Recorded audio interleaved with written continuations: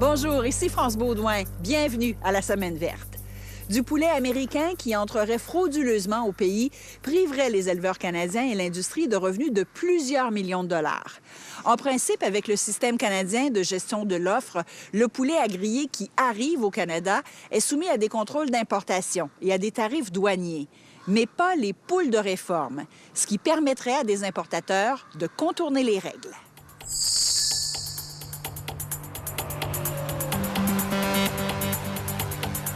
Des camions chargés de caisses de poules en provenance des États-Unis. Ils sont plus de 70 véhicules à traverser la frontière chaque semaine.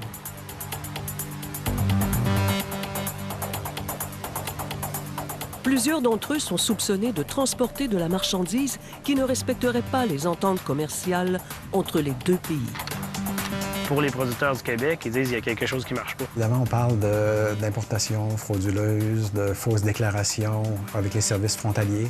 C'est pas des petites offenses. Selon les producteurs de poulets, ce commerce de volailles se déroulerait à l'échelle canadienne depuis au moins 2010. Au cœur du conflit, le poulet américain, du poulet à griller étiqueté « poule de réforme ». On estime qu'il y a environ 40 des importations qui sont du poulet importé illégalement comme étant de la poule. L'enjeu, c'est qu'il y a poule et poulet. D'abord, le poulet à griller, le poulet vendu à l'épicerie. Puis, la mère des poulets à griller, la poule de reproduction. Et la poule qui pond des œufs de consommation. À la fin de leur vie de pondeuse, ces deux poules sont appelées poules de réforme et abattues pour la chair. Au plan des échanges commerciaux, ces distinctions sont fondamentales, car au Canada, la production d'œufs et de poulets est régie par un système de gestion de l'offre.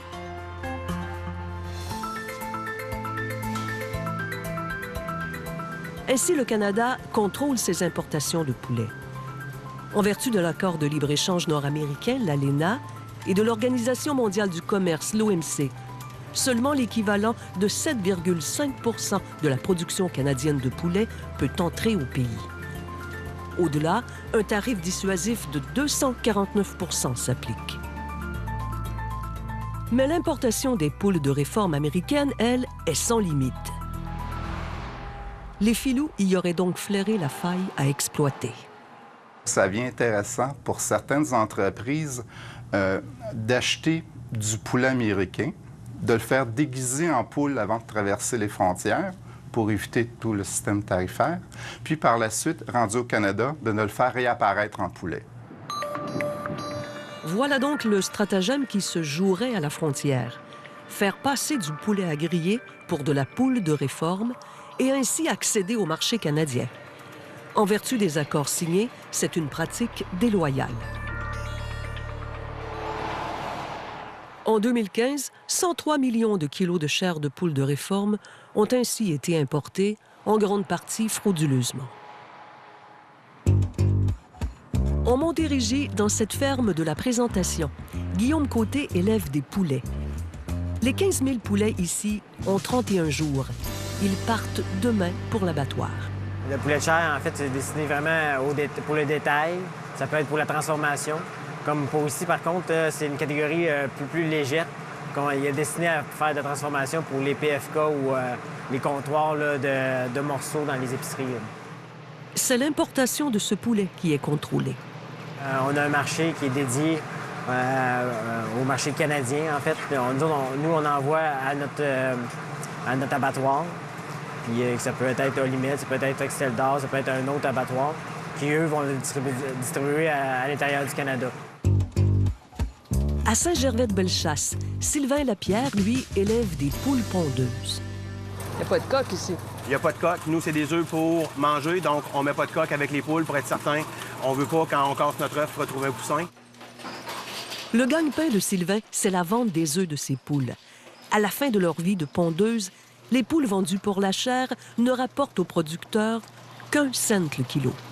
C'est une viande qui est bonne à consommer, mais qui n'est pas super, est moins bonne au goût que le poulet frais qu'on voit en épicerie.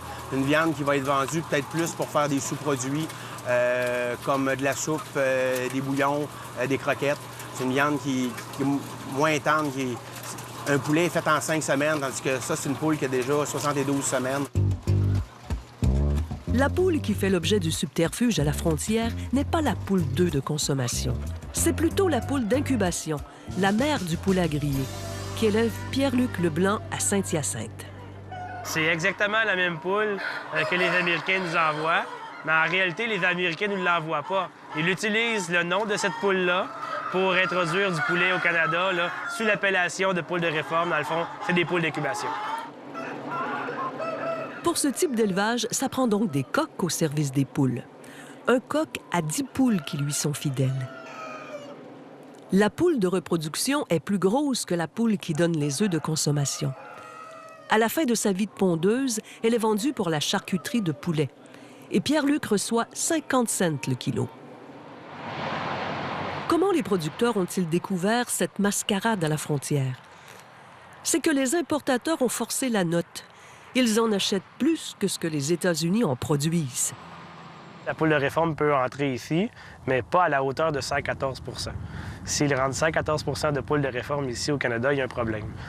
Il est effectivement impossible qu'on importe plus que leur production. Premièrement, c'est physiquement impossible. Deuxièmement, il y a de la production de poules de réforme qui est consommée aux États-Unis.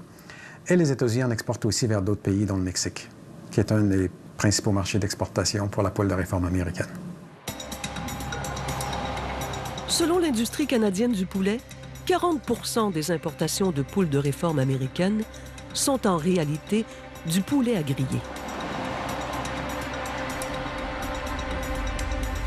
Le poulet se présente au poste frontalier, frais ou congelé, désossé, presque uniquement en poitrine. Vous comprendrez que les douaniers, ce n'est pas des experts en viande, puis même pour des gens qui sont habitués, c'est difficile au toucher ou au regard de voir si c'est une viande de poulet ou de poule de reproduction. Ça, c'est une poitrine de petite poule, donc les œufs de consommation, qui proviennent des poules qui pondent des œufs de consommation. Ça, c'est une poitrine de poulet broiler. Donc le poulet d'épicerie? Le poulet d'épicerie. Puis ici, c'est la poitrine de grosses poules de reproduction. Sur la foi d'une étiquette, les poitrines de poulet passent incognito. La mauvaise nouvelle s'est répandue au niveau de la communauté des importateurs qui cherchaient des fraudes et des gains faciles. Et puis, c'est pour ça que le problème s'est amplifié à partir de 2010 environ. Des poulets importés frauduleusement, cela représente 10 % de la production canadienne, l'équivalent de 2700 emplois au Canada. De l'avis des producteurs de poulets du Canada, les grands distributeurs ne seraient pas sous la loupe. Mais ce qu'on soupçonne, c'est souvent des transformateurs indépendants qui vont essayer de jouer le jeu à la marge pour avoir des meilleurs prix, pour venir nous compétitionner. Pour sa part, Olimel, premier transformateur de poulet au pays, assure respecter les règles. Olimel, on n'a pas d'intérêt à jouer ce jeu-là, d'importer de la viande de façon illégale, parce que, d'une part, Olimel appartient à Coopérative Fédérée, entre autres, qui sont des producteurs, entre autres, de poulet. Donc, on n'a pas intérêt à aller jouer contre nos propriétaires. Mais aussi, à long terme, c'est d'affaiblir le système de gestion de l'offre. Puis ça, Olimel en profite beaucoup dans le système de poulet. Alors, on n'a pas intérêt à jouer contre ça.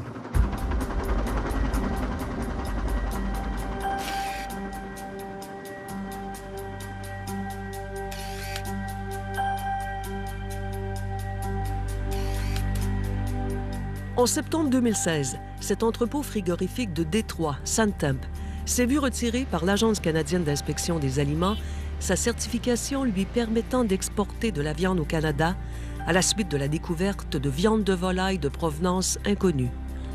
Des chargements certifiés de poules de réforme transitaient par cet entrepôt. Le propriétaire affirme qu'il ignorait que la marchandise transportée ne respectait pas les ententes commerciales en vigueur. Et il croit l'avoir trouvé à l'Université Trent à Peterborough, en Ontario, le plus important laboratoire de recherche sur l'ADN animal en Amérique du Nord. À partir d'1 millier d'échantillons, le professeur Bradley White a identifié le bagage génétique de toutes les lignées de poules pondeuses et de poulets à griller du Canada et des États-Unis. the industry said it couldn't be done. It couldn't distinguish the mother from the daughter. On nous a dit que c'était impossible de distinguer la mère de la fille à cause du chromosome Z et du chromosome W, les chromosomes que portent les lignées de poulets à griller. Mais avec notre base de données des poulets d'Amérique du Nord, nous pouvons dire soit c'est la poule de réforme, soit c'est la fille, ou toute autre lignée de poulets. In different breeds of chicken across North America.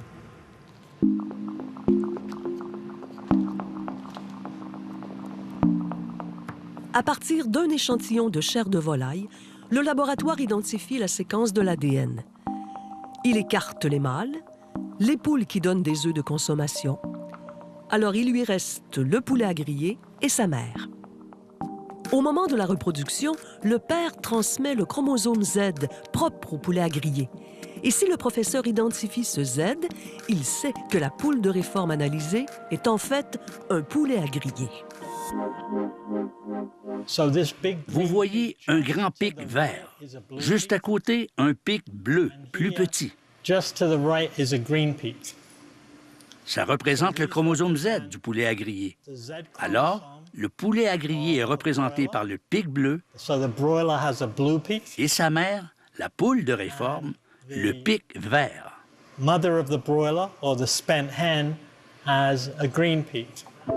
Pour le professeur, la preuve par l'ADN est limpide.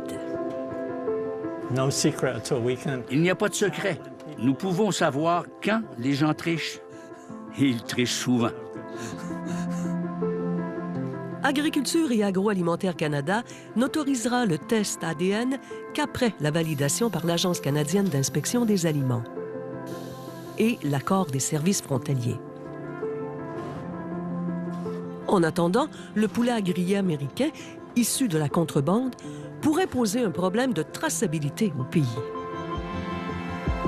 Si par hasard le poulet américain qui entre illégalement sous l'étiquette de poule de réforme au Canada était l'objet d'un rappel, les autorités canadiennes ne pourraient pas savoir que c'est du poulet qui a été importé parce que dans les dossiers officiels du gouvernement canadien, c'est importé comme étant de la poule de réforme.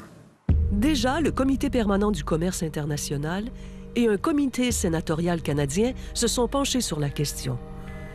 Les producteurs et l'industrie se sont fait entendre. On ne parle pas de modifier les règles, on parle tout simplement d'appliquer les règles en place pour permettre un plus grand développement de notre industrie au Canada. C'est quelque chose qui est vraiment une fraude. Donc, un voleur, tu arrêtes ça. Et ce qu'on se dit, c'est que nous, les éleveurs, on veut produire ce poulet-là. Ça représenterait 8 de notre production qui serait majorée d'un seul coup. Donc, les éleveurs ont hâte de produire ce poulet-là qui leur revient. C'est leur droit de le produire.